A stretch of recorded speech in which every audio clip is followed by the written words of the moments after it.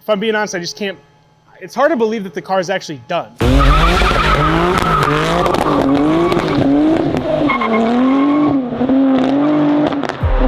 When we got not quite all the way tuned on Friday, I wasn't sure it was gonna make it. The idea for doing a Z build actually came about at SEMA last year. So I wanted the Z, and at SEMA I was able to talk to Nissan and kind of got the rundown of when the Z was coming out or planned to come out and the availability, and it turned out that I really wanted to buy this car, and that's when the opportunity to actually secure it started. So then we started talking at that event. I was actually with him checking out his R35 at the time before SEMA started. From there, a few days later, we were at Topgolf. Shout out to Turn 14 for throwing this Topgolf event. And I was actually able to help connect Dustin to the guys from AMS because they had never met before. We've obviously done work with AMS in the past on our Q60.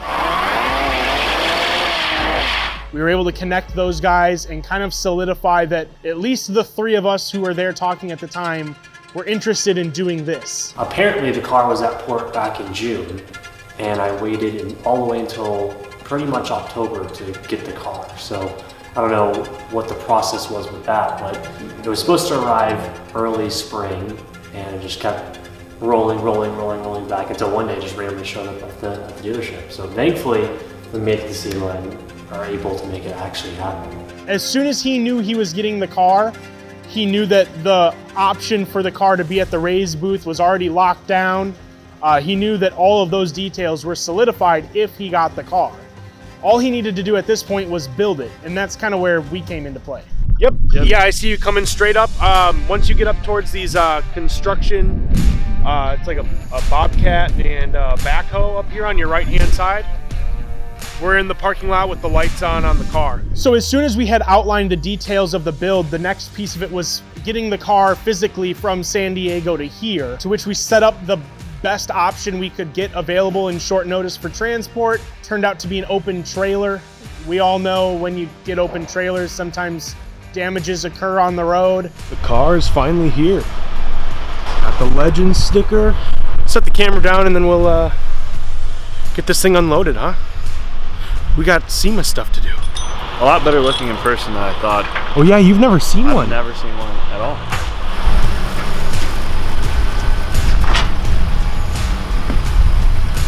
Well, it's here, boys. It's officially off the truck. A couple days later, I went to go pick up Dustin, and here's how that went. All right, Dustin's plane should be landing in about 35-40 minutes from now. We're gonna take the WRX, we're gonna go pick him up, show him around the shop, and then we're gonna figure out whether or not he wants to drive the Type R, the BRZ, or this WRX for tonight or the week or whatever. So let's go get Dustin. Mr. YouTube himself. Dude, how you doing, man? Yeah, you made it. This thing's sick. Only the best, you know? How was the flight? Not too bad. Not too bad? Safe to say Dustin likes the WRX a little bit. So if you guys haven't gathered yet, we are here in Minnesota visiting our friends over at MAPerformance. You guys have been keeping up with the channel for the past, how long have we been working together? Funes 2000. 2 or 3 years ago. Yeah. This is where all of the assembly happens. Oh, this is cool. You know, everything from springs, retainers, cams, valves. So yeah, we've got our own dyno. Whoa, this is where the magic's gonna happen later. I am so excited to show you guys the plans that we have here. So we just finished giving Dustin the tour around the shop, showing him his car. Tiny thought we'd have a really good idea to just throw this thing on the dyno. Some stuff's a little bit loose from us messing with the mufflers, but Dustin's got the car. Going ahead and bringing it on over to the old rollers. Where am I going? Right over there. Is it recording already? Already recording, yeah. All right, thank you.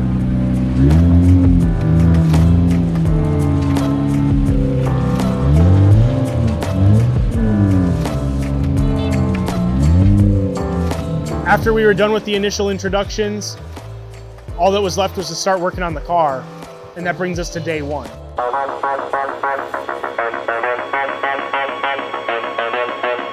Day one was actually probably the most straightforward out of all of them. We initially had planned to test fit downpipes and get started on the catback. All right, so Max was here super early. Max, you started at what, like 4 o'clock in the morning? Yeah, so Max was here well before I was even out of bed, and he got the catback off. He's also started getting the downpipes off. What we're doing right now is the passenger side, and if you've ever worked on a Q50 or Q60, then you know the passenger side downpipes are an absolute pain in the ass. But thankfully, Tiny here has a few tips that he's learned over time that can help us actually get this off. So right now we tapped him in, and he's trying to do his thing while eating a breakfast sandwich.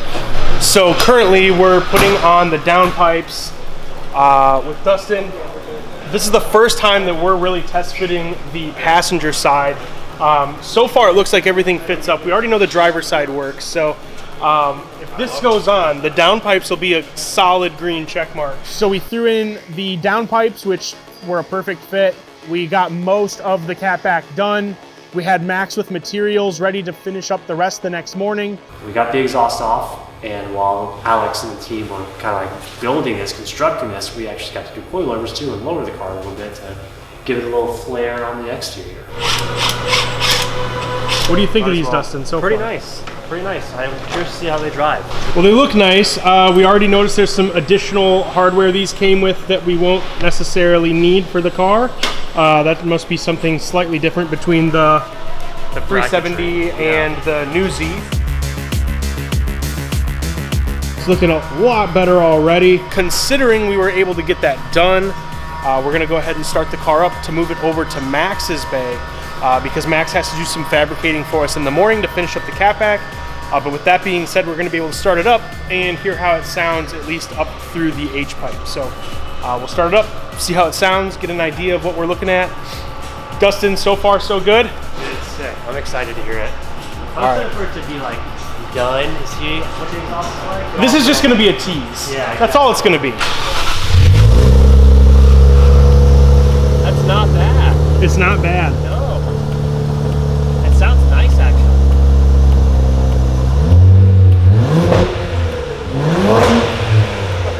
That's pretty sick. Not a bad first day. Not a bad first day. Day two, we showed up. Max had already finished the entire catback. I mean, I literally walked in the door and there was smoke coming out of the tips of the exhaust, which is incredible that we were able to work that fast and get a perfect fitment. Really the first time around trying any of this stuff. Oh, that is so much better. That sounds incredible.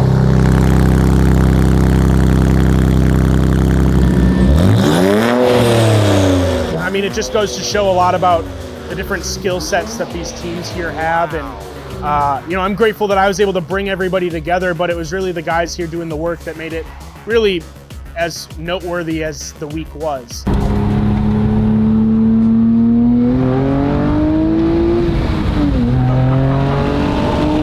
Wow. Dude, the sound. Yeah, that's real good. He enjoyed it a lot as much as it seemed. You know, he and Max got to go for a drive. And then we finished the day by just installing the AMS intercoolers because actually the following, that afternoon, we had a meetup to go to. So Tuesday, we installed the rest of the catback. We got the intercoolers on pretty quickly. Ended up going out, taking some photos of the car. They turned out really great. And then went to this like unbelievable meetup that was absolutely insane. There's a lot of cars here. Dude, it's insane. I've never seen it this packed in my life. Hi. What's up, dude? Minnesota? I can't believe how many people showed up just to like meet Dustin. It felt really cool to bring a guy to the Twin Cities, isn't normally here, and clearly the Minnesota automotive community was super passionate about meeting him, and I'm glad we were able to do something that the rest of the local community seemed at least to appreciate. So that was really awesome. Day 3 was when things started to get really serious on the build. The first thing we did was knock out the heat exchanger. When I got there, we kind of just started tearing the bumper apart. Dustin showed up about halfway through the process. We also started taking all the other stuff off so we could begin doing the rest of the fueling upgrades, because at this point, all that was left to do was the heat exchanger and the fueling components from AMS. They also showed up that day as well, which was really awesome to have them here, and also just getting their input on sort of how the install was going and their opinion of how the work had been thus far. The fueling was probably the hardest part, I would say. Getting down to the fuel rails, opening up the intake manifold. That was a lot of work, but something that is really, really good for the car, obviously, because now we're able to run E85 on a much better fuel system, hopefully giving us, more power. But the day was pretty straightforward. Wednesday, it was Wednesday, day 3, and everything just kind of was still clicking together at a really fast pace. So for day number 4, that was the button-up day. Pretty straightforward stuff. We knew the plan. We came in. Tiny had already wrapped up a lot of the stuff. We had to put in some more fueling components. And at the end of the day, we really felt like we had sat at a really comfortable spot. All that would have been left for Tiny to do the following day is literally button stuff back up and put the car on the dyno. We'd be able to make a bunch of power, go cruise around and enjoy the car the next day. And that was our plan at the end of the day on Thursday. I would just separate parts like left and right. It's in the middle drawer. So what you probably won't see in Dustin's video is that this morning we received a little bit of information about a high pressure fuel sensor. So all of the stuff that went back on to button this up now needs to all come out, all of the intake manifold and everything, maybe the fuel rail. Hopefully not. Hopefully not the fuel rail, but everything's got to come back off because today we actually have to finish tuning the car, at least for the most part, with Dustin here, because he's got to be able to see how much power this car can make. As soon as we started talking about it, we kind of went back and forth on whether or not it was necessary, but after finding out we actually had the part in stock in our warehouse, coincidentally, we figured we'd go pull one and rip the car apart and put it back together. Luckily, we've been doing this for an entire week now, so 3 of us did it under an hour, which was really, really nice. But that's because the team works really well together, I think. So everything back together. So after they got the new high pressure fuel sensor installed, we were sort of back on track to get the car on the dyno. All that was left to do is get some E85. And from there, we just went and put the car on the dyno. It was time to start tuning. We did the whole remote process with AMS. I'm pumped. I'm very curious to see what it makes with everything. I mean, we have E85, we have full bolt-ons, new fuel system. It should be pretty awesome. If it made 370 stock, it should make some good numbers with everything else. And to start off, the car was getting tuned on 91. So while, yes, we had the E85 ready to go, it was time to burn through a tank of 91. What happened is you would either utilize a dyno, or worst case, you could do this on the street. You'll get in contact with AMS directly and with one of their tuners, and they will send you a list of parameters that they would like you to log in a base map. You'll then upload that to the car. They'll give you some kind of instructions on what they want to see, what kind of conditions they want you to do. You'll take a log, send that over back to the tuner. They'll make revisions, and then you'll send back and forth until they're to a point where everything's good, we're comfortable with it, it's making the power we want, and everything looks nice and happy. The last time we did this, about a year ago or 2 maybe now, we did this with our Q60. We had the RA500 package installed, but before we had the entire package, we did a little bit of tuning with AMS beforehand, and it was about 15 to 30 minutes between revisions, and all in all, it took about 4 to 5 hours to get everything kind of hammered out.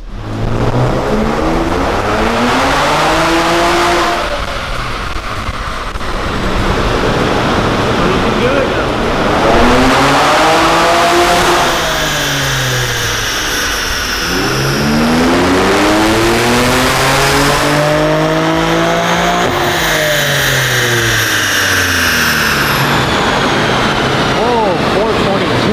So currently, I mean, you guys can probably hear that behind me, but we have Kyle working behind us in the Z right now because we need some E85 tuning. And to do that, we need to drain the 91 that's in here and get the E85 in. So you might notice over here, we have a fuel line going down into a tank, which is gonna be our 91 drain. But he's currently tearing out our fuel pump so we can just do it manually so we can dump as much fuel as possible Because now we've ran through the 91 tune, we just need 85. Switching over to E85, we were ready for the car to make some big power. It was getting a little bit later in the day, so we weren't exactly sure how late we were gonna go. At this point, we knew the cruise wasn't gonna happen. Shout out Minnesota for the awesome weather.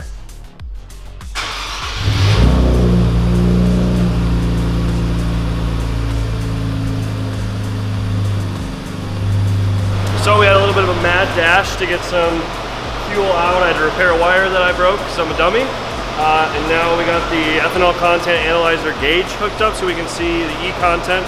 It's pretty ghetto wired in there, but it just had to get done so that way we can see what the ethanol content is and flash the correct tune. And now we're gonna see what it makes on E70.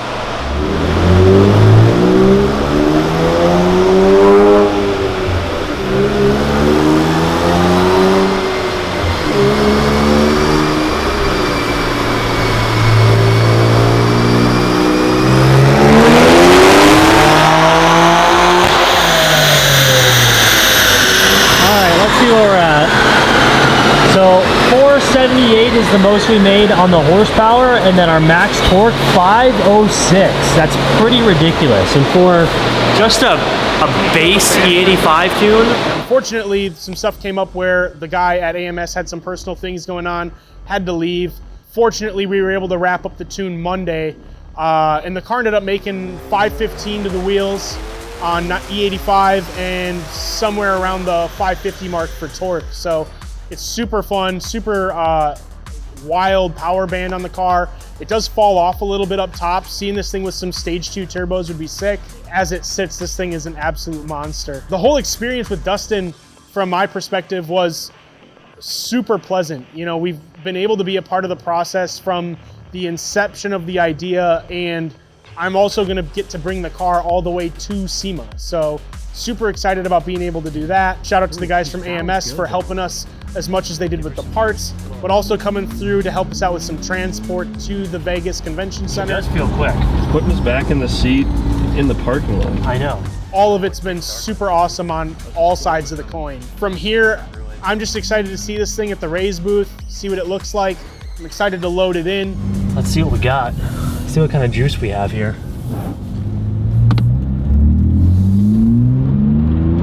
Okay, a little second gear. Yeah. Holy shit. Alright, there's a stop sign right there. Oh my god. This car is really fast, dude.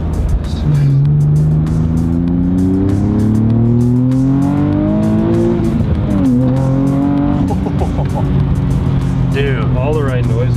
Alright.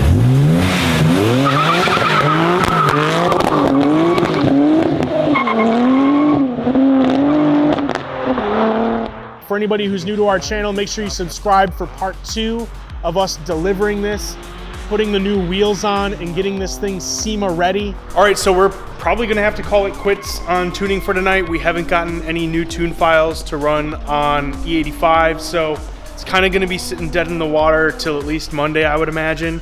Dustin, it was awesome having you here, man. Yes, not the ending we wanted, but it worked out. Everything worked. That's the most important part. The whole thing worked, and at the end of the day, like the things we could control, We did great. We did great. That's what matters. Hopefully, maybe there's going to be a V2 where the car comes back at some point. Yeah. The next time you guys see this car, it'll be at SEMA. So we'll definitely be showing you guys how it looks at the booth. We'll show you guys how the loading and stuff goes. And then we're gonna do a shoot right after SEMA ends. So we'll be taking this thing out and hopefully getting some cool photos and whatnot that I'm sure you'll end up seeing on the MAPeformance site. But otherwise, that's gonna be the end of the video. Thank you guys for sticking around. We'll see you in the next one. Peace.